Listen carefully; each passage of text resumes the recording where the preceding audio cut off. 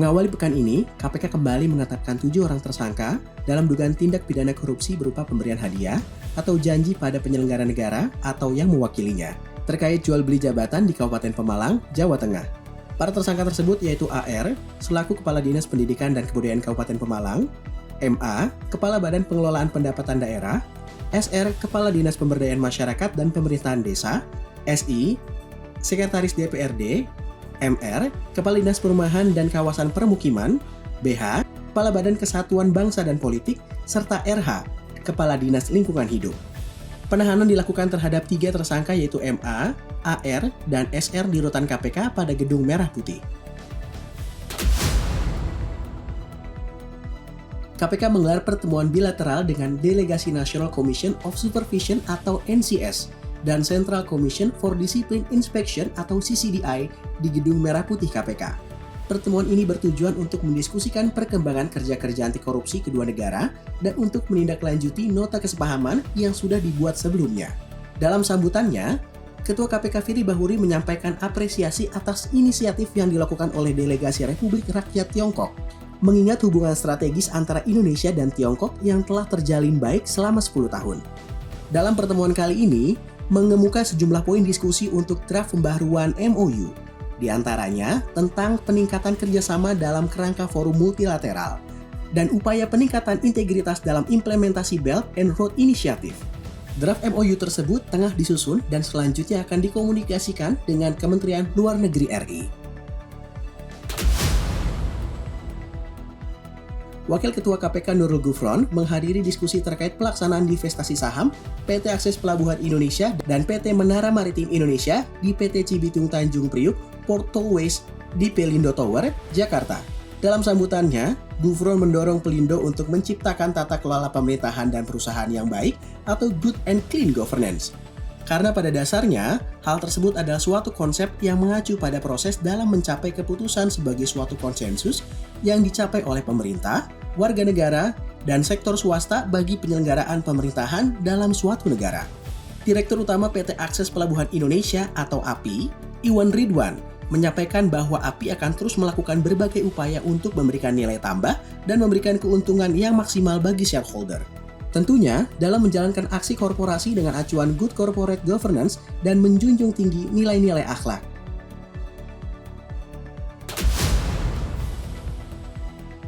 KPK kembali menetapkan 2 orang tersangka dalam dugaan tindak pidana korupsi berupa suap pengurusan perkara di Mahkamah Agung. Kedua tersangka tersebut yaitu HH, selaku Hakim, Sekretaris MA, dan DTY, selaku Komisaris Independen PT WB. KPK selanjutnya melakukan penahanan terhadap tersangka DTY di rutan cabang KPK di Kafling C1.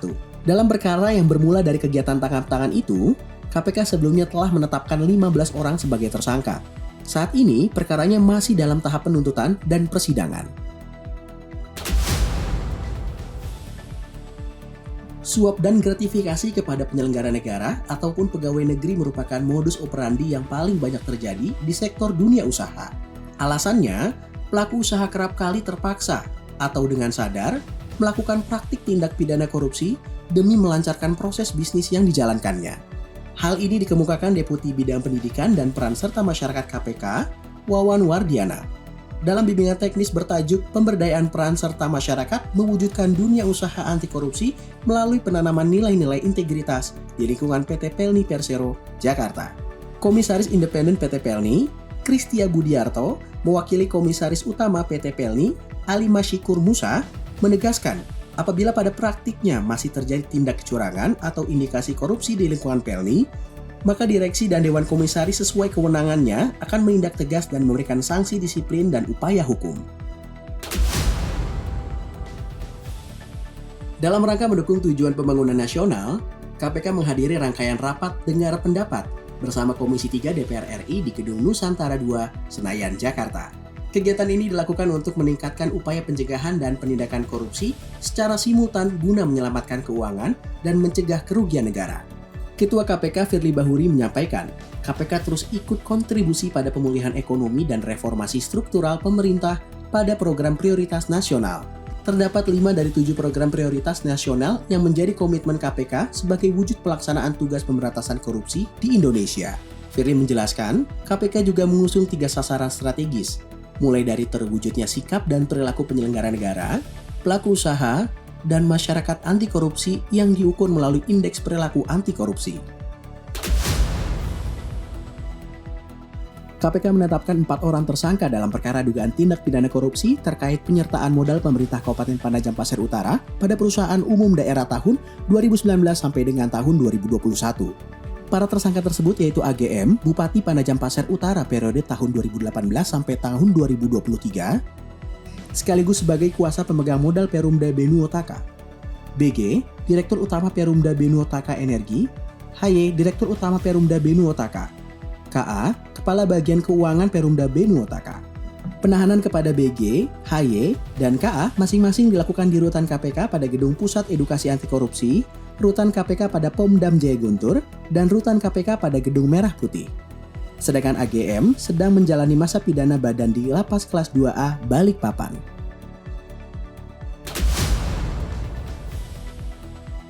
KPK kembali menggelar program Kampus Integrity Festival yang mengusung tema Gagasanku, Integritas Kampusku.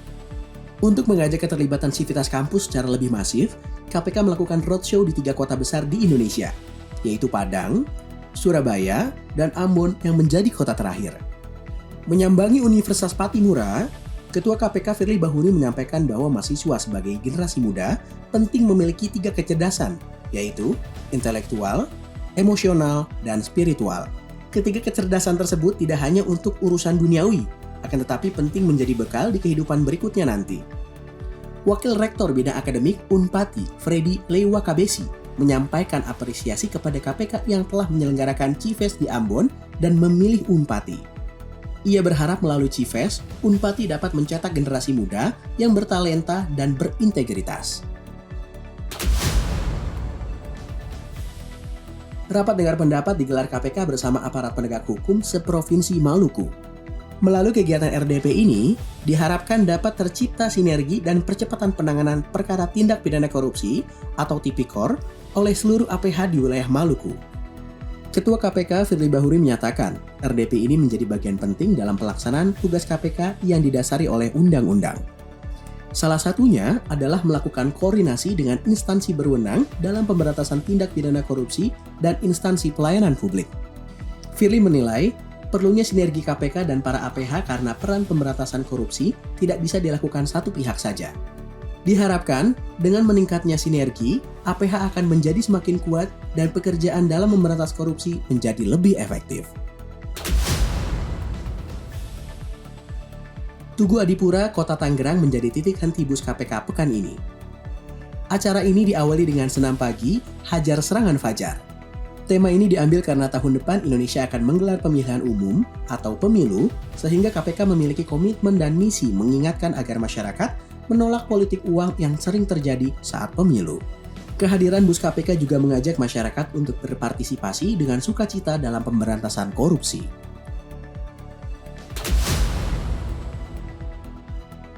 Demikian kegiatan Komisi Pemberantasan Korupsi pada pekan kedua di bulan Juni 2023 yang terangkum dalam KPK 24 jam. Dapatkan informasi selengkapnya melalui website kpk.go.id. Salam anti korupsi.